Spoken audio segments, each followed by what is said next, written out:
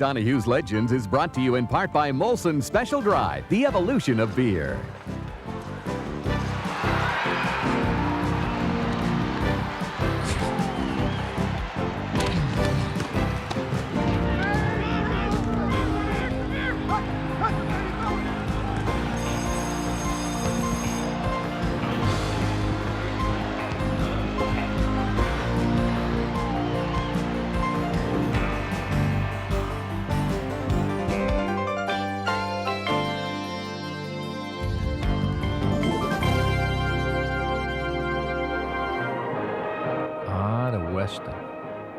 Now that's my kind of movie.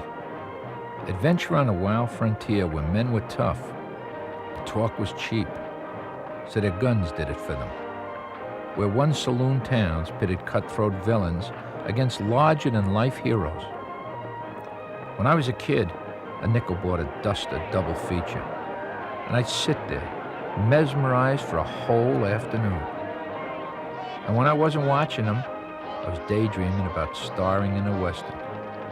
And I still do. I wonder what it would be like in the Old West.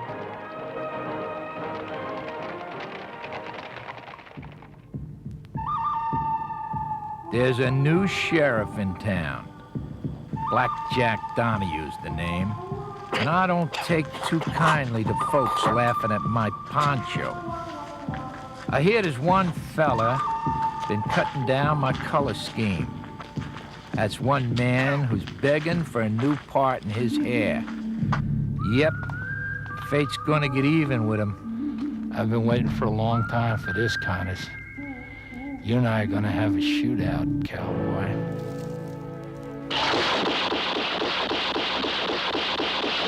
The Rifleman.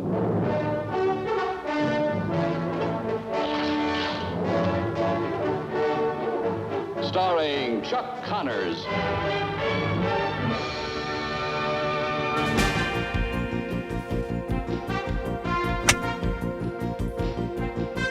Brooklyn-born Kevin Joseph Connors first drew rave reviews, not in front of any camera, but on the field. As a teenager, his playground exploits on the field, the court, and on the diamond earned him an assortment of high school scholarships, and he landed at Brooklyn's Adelphi Academy. A hotshot triple sport prospect at graduation, Connors was showered with college offers, but he shifted gears and he signed with the Dodgers Class D club in Arkansas for $65 a month in 1940. But he lasted only 1 month when a broken finger shut him out of action.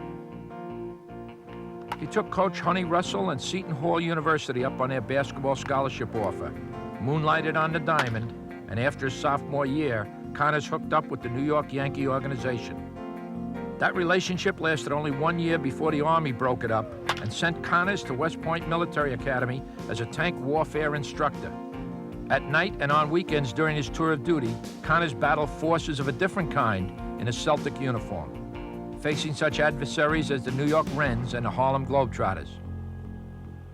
2 years later, Connors found himself back in the Dodgers domain and in the company of future baseball greats Jackie Robinson, Don Newcomb, and Tommy Lasorda with the AAA powerhouse Montreal Royals of the late 40s. But weary of the minor league life, Connors asked to be shipped to the Chicago Cubs, where he lasted only 3 months before dropping to the Los Angeles Angels of the Pacific Coast League.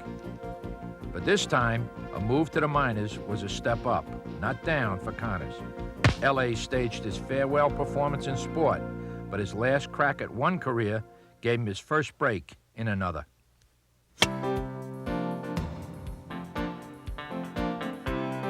Connors was a hit in LA, and not just with the fans. Although his .321 mid-season stats did a lot of the talking for him, his size and fun-loving nature grabbed the attention of Hollywood's baseball crowd, who gambled on the novelty of the minor league big hitter in minor motion picture roles. Absorbing the craft and the business of acting while on the job, Connors sealed parts in films alongside such giants as John Wayne, Burt Lancaster, Spencer Tracy, and Gregory Peck. TV appearances snowballed to more than 65 when he clinched the lead in the 6-year series, The Rifleman, which became his trademark. Golly, Paul, is it this hot all over Mexico? I reckon so. How far do you figure we've come? From the Rio Grande? Oh, I'd say about 150 miles. It's a long way to come just for a seed bowl. I thought you wanted to see Mexico. I do, when it stops looking like New Mexico.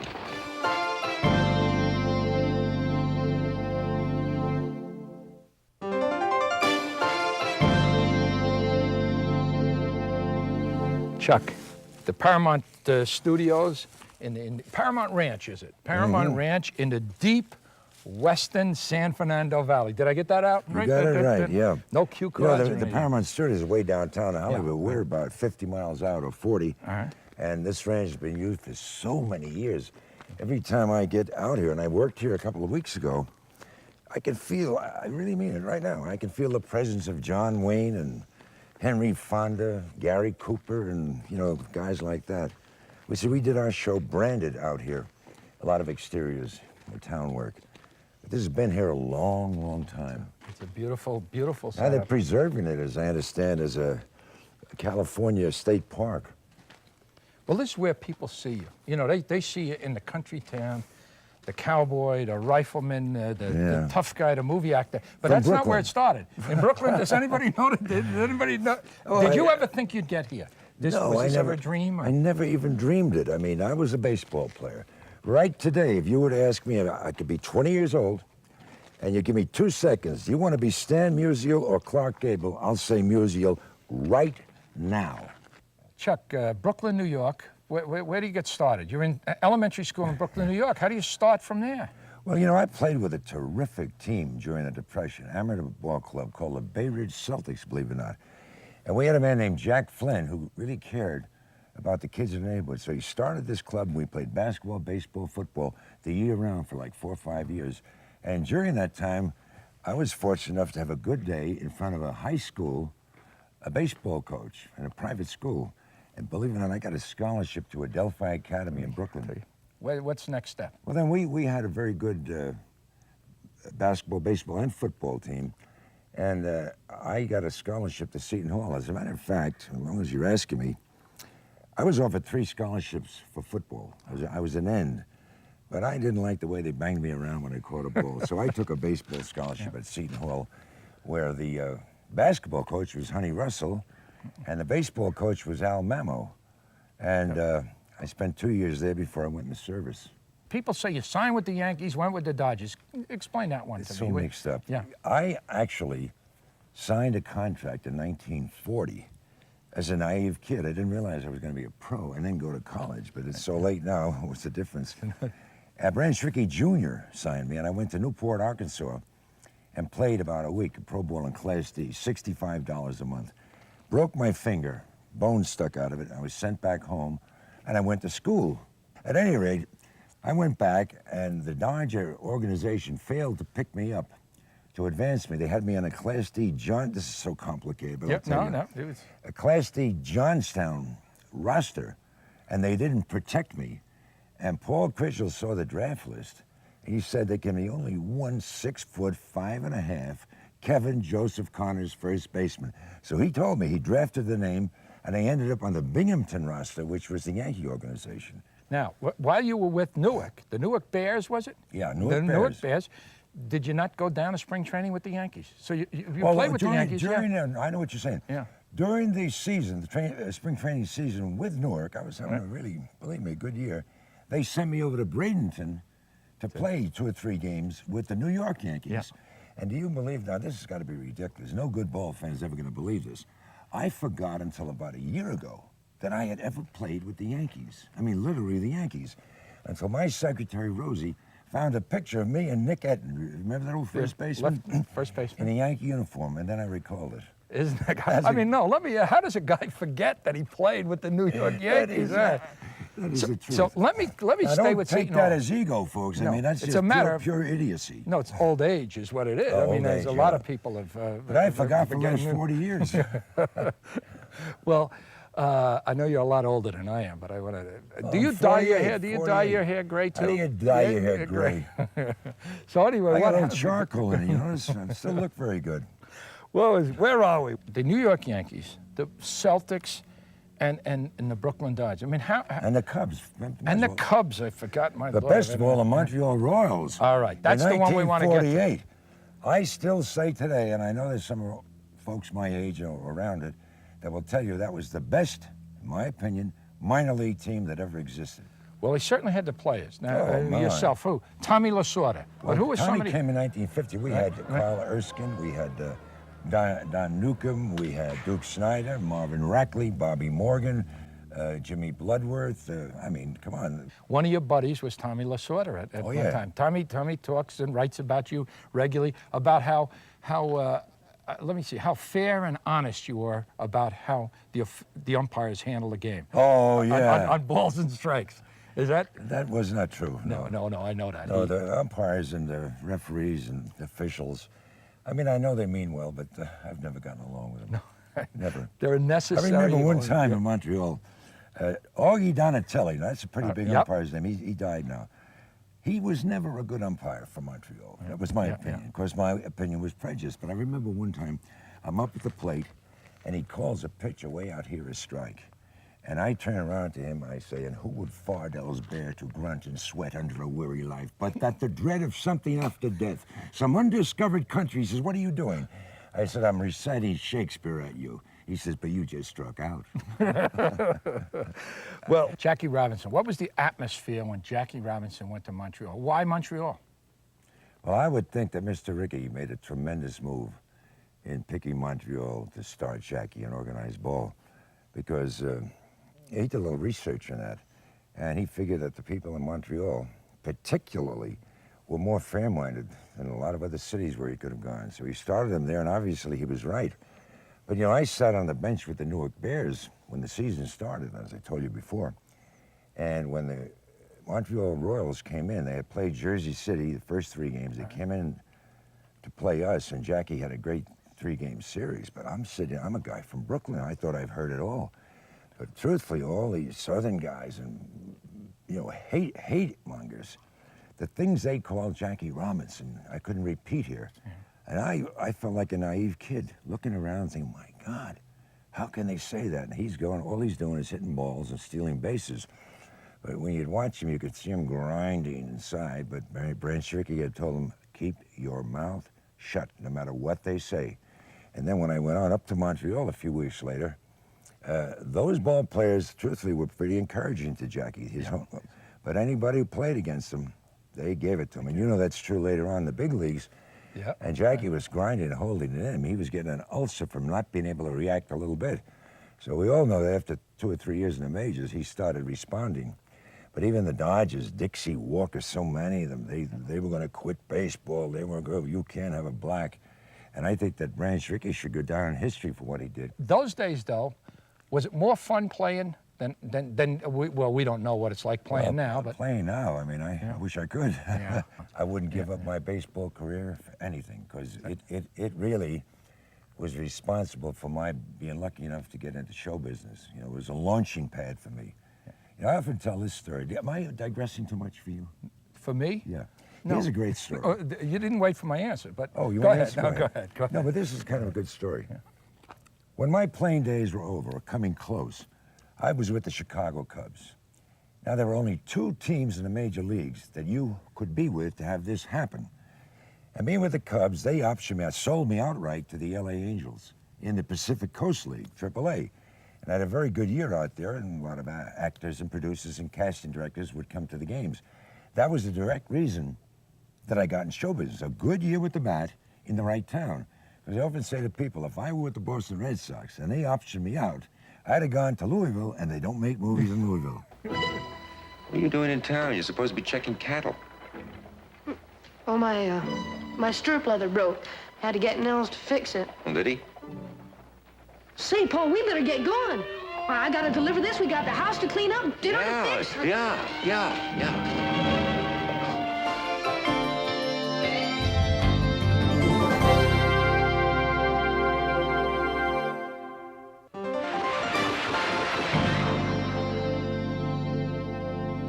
Well, those must have been unbelievable. Yeah, I mean, the Celtics, and then of course the Dodgers, my team. But hey, I don't know whether you guys from Brooklyn are used to this kind of heat or not, but the guys from the Bronx, this is hot. And I mean, can we sit down it's or go hot. someplace? Yeah, well, we can go over here in the shade. Okay, well, that, to me, that's... So you're still a Brooklyn Dodger fan? I as am, yeah. opposed I'm not to an sure. LA Yeah, I'm Dodger not sure fan. an LA fan here. Here, age before beauty. You could get Yeah, down but here. I'm beautiful. Let's Ahead of see, me let me here. look at you. And, All right, here's a shady spot right over. Well, let step me get up my here. friend. Here. Now, I'm tired. I don't know if you're tired. I'm looking I'm for not something. tired. We're going to You're- talk here. You're a big guy now. I know that. I go home and tell my bride I look down on Chuck Connors. But, Chuck, when you were playing, you had all these great memories. What do you remember? Do you remember games, locker rooms, or people, or... You know, that's a very good question because I do reminisce a lot in my mind. And I hit 102 home runs in my whole career, minus the majors. And I swear I can only remember 2 of them that I can see in my mind. The rest are all vague.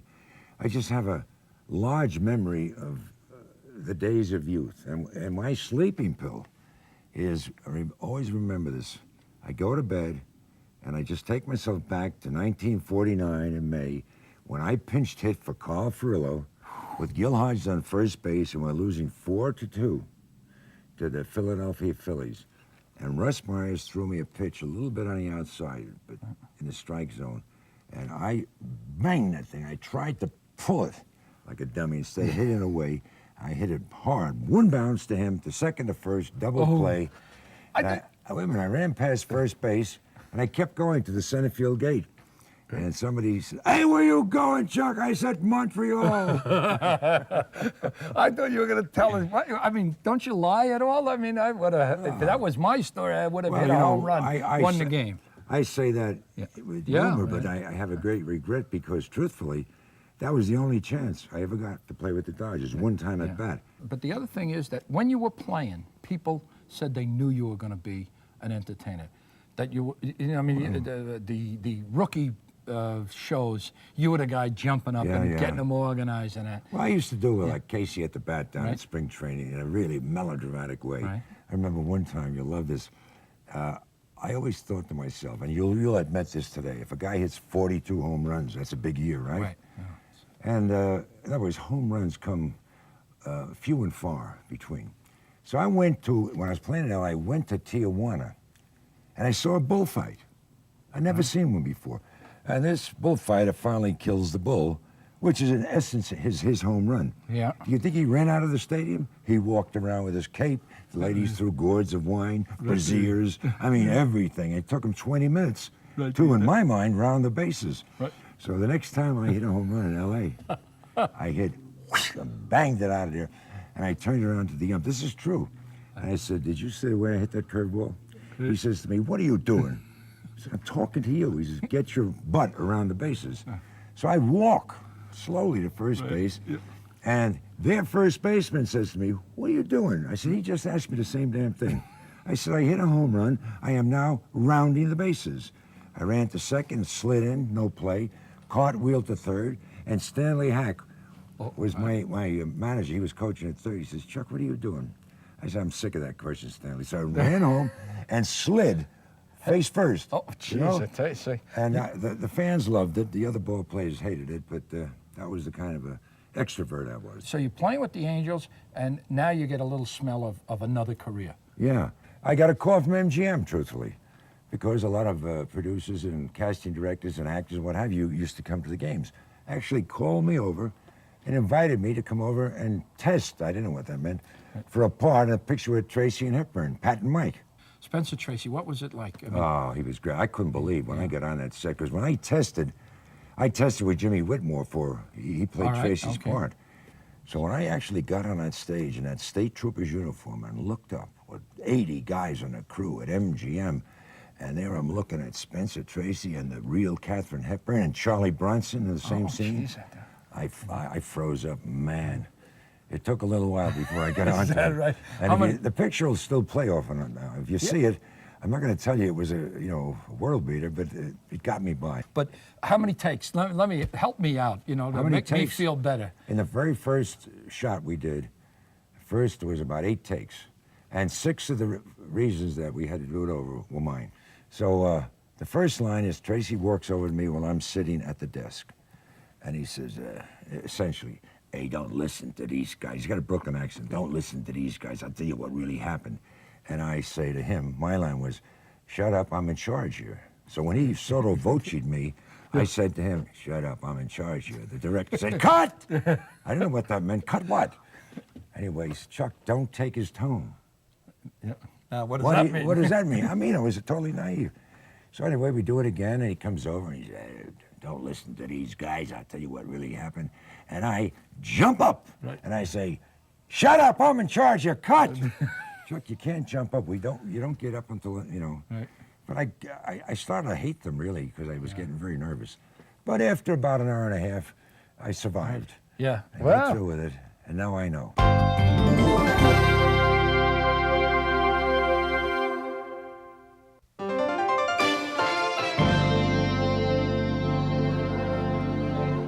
You can see Chuck Connors, the actor, almost anywhere. He's always popping up on the small screen, in Rifleman reruns, in movies of the week. But who you can no longer see is Chuck Connors, the athlete, the high school and college multi-sport sensation, the professional first baseman and Celtic forward who doubled in big league sports, but you can picture the athlete from the man, a larger-than-life presence who took his childhood talent and ran with it, a true star of stage and screen. But his stage was the ballpark, and his screen success all began with a ball, a bat, and a glove. Boy, this was a fun show. It certainly was different. Normally what we do is we take a sport hero and we try and show you that he or she is complex and has other interests. In this case, we took Chuck Connors, Rifleman, a movie star. And I hope we've shown you that he's a true two-sport hero. And you know, it's been great for me. I lived out a fantasy with a guy who is the Bo Jackson of the 1950s. And what a setting. Movie history was made here, but it was the greatest setting for me to reminisce with Chuck about Brooklyn and about the Montreal Royals and the Boston Celtics, and he'd shoot me if I didn't mention the Chicago Cubs. Are you surprised that he's alleged? Hey, the guy's Irish, he's Catholic, he's from Brooklyn. How could he miss being one of Donohue's legends?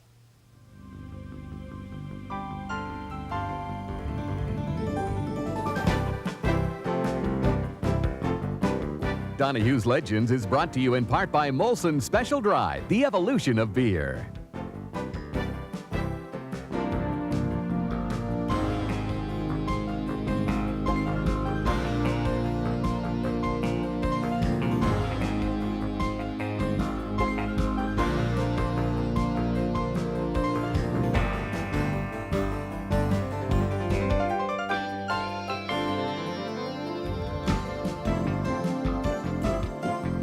Across North America, or halfway around the world, with 3 classes of in-flight service, Air Canada goes above and beyond to serve you better.